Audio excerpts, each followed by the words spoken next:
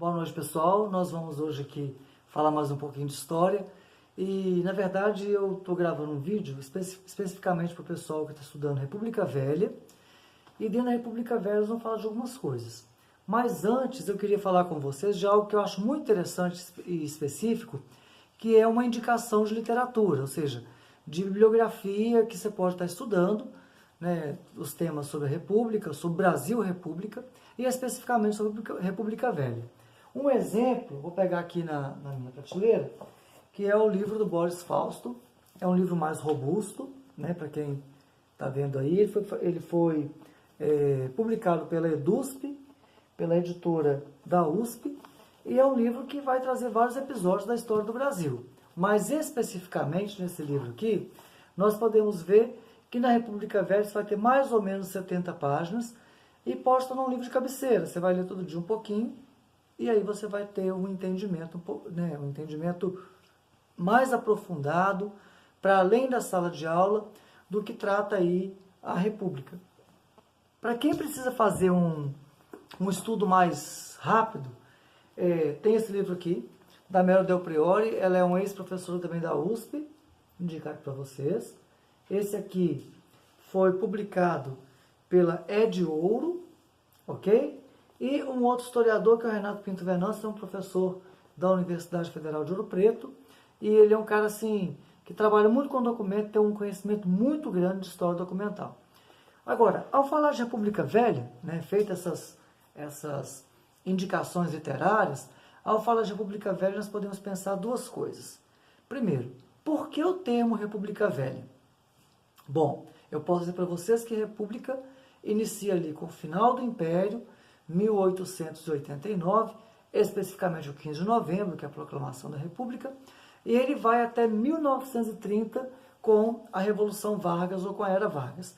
Agora, o que está sendo colocado nesse momento é que nesses 41 anos de República Velha, nós tivemos alguns momentos que são separados.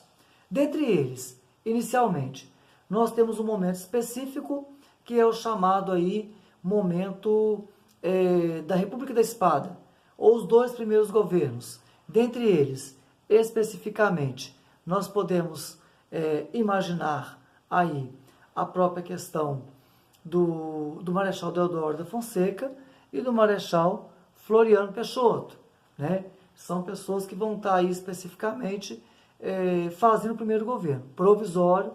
Eles vão fazer a primeira Constituição, vão organizar o Estado ou a legislação aí para que dar esse arcabouço do que é a República.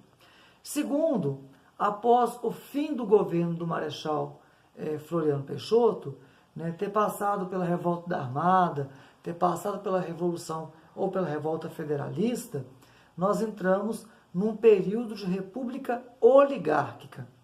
O que significa isso? O termo oligarquia vem de famílias bem nascidas ou grupos econômicos que, por sua vez, acabam também tendo um domínio político pelo próprio poder econômico, e do outro lado, nós podemos imaginar que esse poder constitui-se em torno de núcleos familiares de algumas economias centrais e de economias que são fortes, mas que não conseguem dominar o poder central.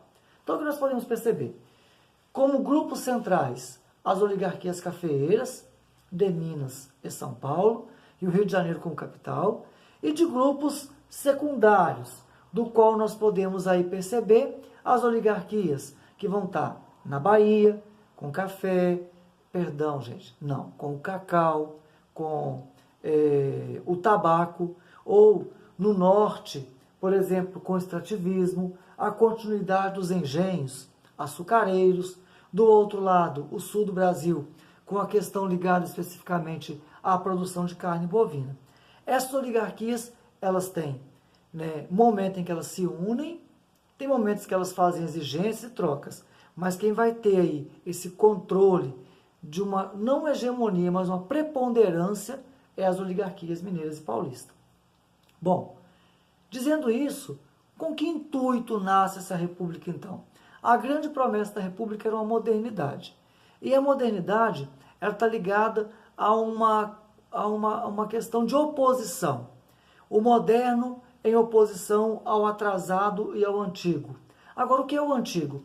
Construiu-se a memória, ou na ideia, aí uma ideia que vai se perpetuar na memória, de que o antigo está ligado principalmente ao rural, depois, especificamente, ligado ao trabalho no campo, e o campo ligado ao atraso, e o trabalho ligado ao campo como algo antimoderno. Do outro lado, nós vamos ter, por sua vez, uma ideia específica, colocada para nós aí, né, de que a cidade é o templo do moderno e que a indústria poderia alavancar um desenvolvimento novo no país. Quando eu olho para isso, você vai ver todo um movimento no Brasil de urbanização, ou seja, de melhoria das cidades. E vai ocasionar nesse conflito de antigo e moderno, né, ou nessa disputa entre antigo e moderno, alguns conflitos. Alguns conflitos rurais e alguns conflitos urbanos. Exemplos de conflitos rurais, nós temos a Guerra de Canudos, que fica para um outro vídeo, a Guerra de Contestado para um outro, e de conflitos urbanos, o que vamos tratar hoje, que é a Revolta da Vacina. A Revolta da Vacina ela vai estar ligada à República Velha, no momento em que o Rio de Janeiro passa por uma série de modernizações.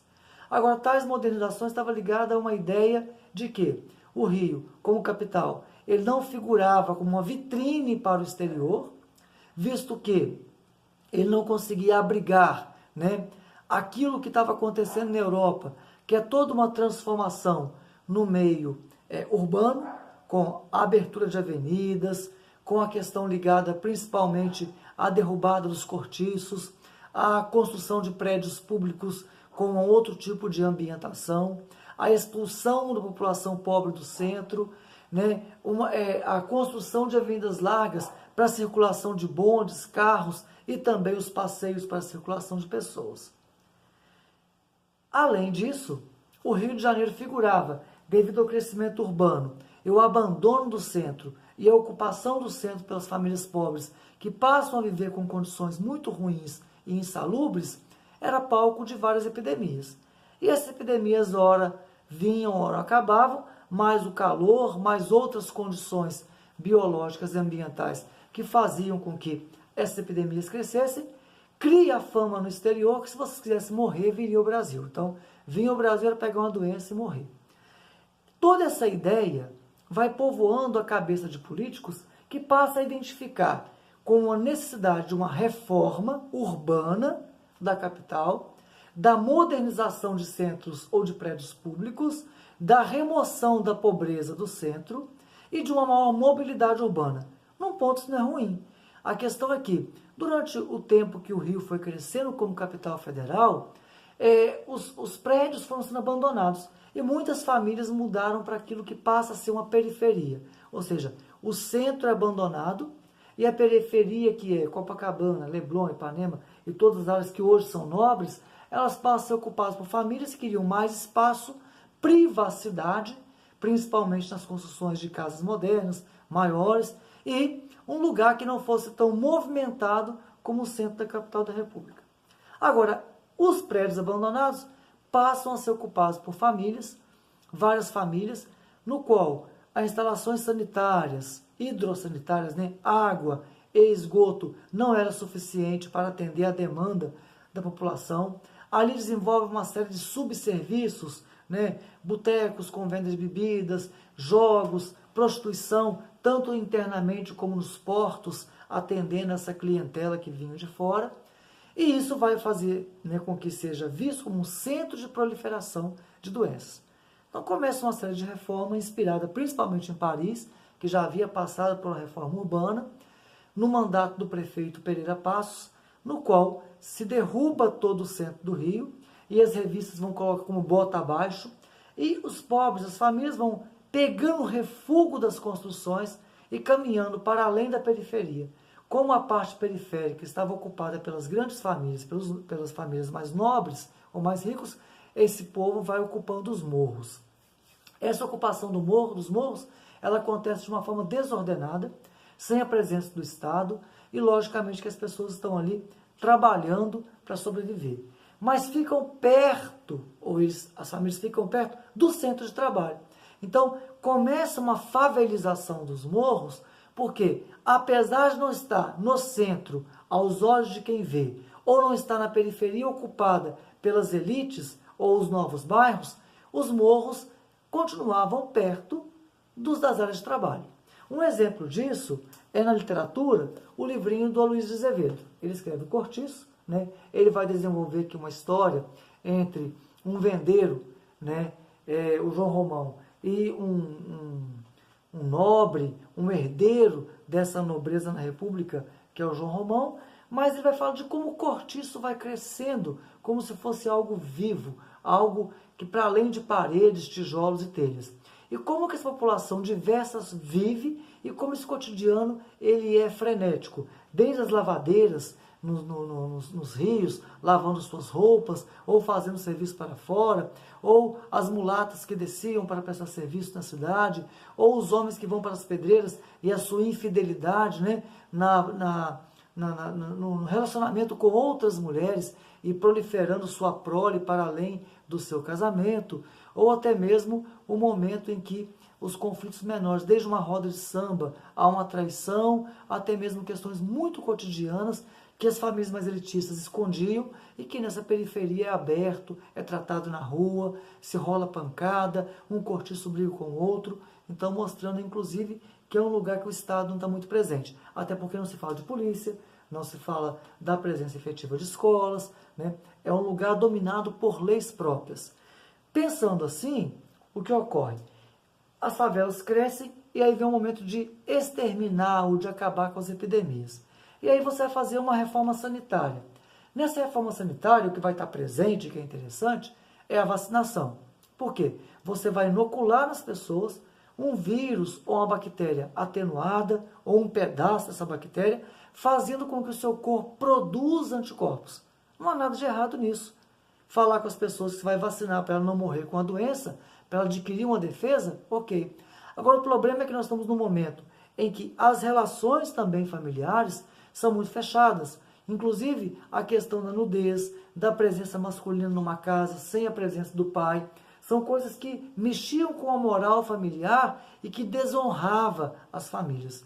E de repente você obriga as pessoas a se vacinarem, né? Os soldados, todos o sexo masculino, entrando nas casas, vacinando, constrangendo as pessoas, e aí os maridos começam a chegar, começa a correr um boato que é o seguinte: já fomos expulsos com bota abaixo, quer dizer, o centro destruído, modernizou, mas o pobre saiu de lá sem nada, tão ruim quanto estava. E agora vem dar uma vacina, e essa vacina começa a correr a ideia de que estava ligada principalmente a um veneno, algum tipo de coisa matar os pobres. Bom, esse boca a boca faz com que as pessoas desçam os morros e comece uma série de protestos no Rio, e esses protestos se tornam cada vez mais violentos, com trocas de pedradas, queima de bondes, virando bondes, invasão de prédios públicos, enfrentamento das tropas federais, dura uma semana, você tem aí 6 mortos aproximadamente, as revistas começam a publicar charges, inclusive, né, de um lado, com os soldados montados como se fossem cavalos em seringas, e do outro povo que atira serrote, pinico, pedra, demonstrando inclusive os dois lados. Um Estado que vem fazer algo que é bom, mas pela comunicação precária, e por acreditar que o pobre não deve ser comunicado, explicado, ele passa então a fazer de forma autoritária. E essa imposição gera uma das revoltas, demonstrando que a modernidade ela não veio para todos, ela não agrada a todos, não agradou a todos. Inclusive parte da população que não participou da própria proclamação da República ou do primeiro governo, ou era levada à votação por outros meios, né, coronelismo, troca de voto, clientelismo, que não tem essa relação do voto como uma consequência para a transformação de sua vida, não do ponto crítico. Quem precisa, troca pelo que tem. Você não pode falar para a pessoa que está passando fome que trocar o voto por comida é ruim. Para ela é solução. Não é solução para quem tem conhecimento, troca voto. Mas naquele momento, você tem uma manipulação dessa massa e quando ela se revolta, a revolta explode de uma forma que é o quê? Uma contestação, não só do governo, mas de um momento. Nesse caso específico, a revolta da vacina. Ficou marcado, demonstrando, né, o conflito do antigo com o moderno e como que esse antigo não dialogava com o moderno, porque o próprio moderno não se propôs a dialogar, a explicar, a propor a mudança, mas ele foi feito de forma impositiva. Na próxima aula nós gravamos Revoltas Rurais, Canudos e depois Contestado. Não se esqueça de dar um like, não se esqueça de ativar o sininho, de curtir, de colocar comentários, perguntas que a gente pode fazer também, uma questão de resposta, mas o mais importante é entender que uma videoaula de 16 minutos não substitui uma aula na sala de aula, né, de 50 minutos, uma semana, um mês de programação, mas é uma indicação de assuntos que nós vamos trabalhar aí dentro do tema República Velha. Um abraço para todos e muito obrigado.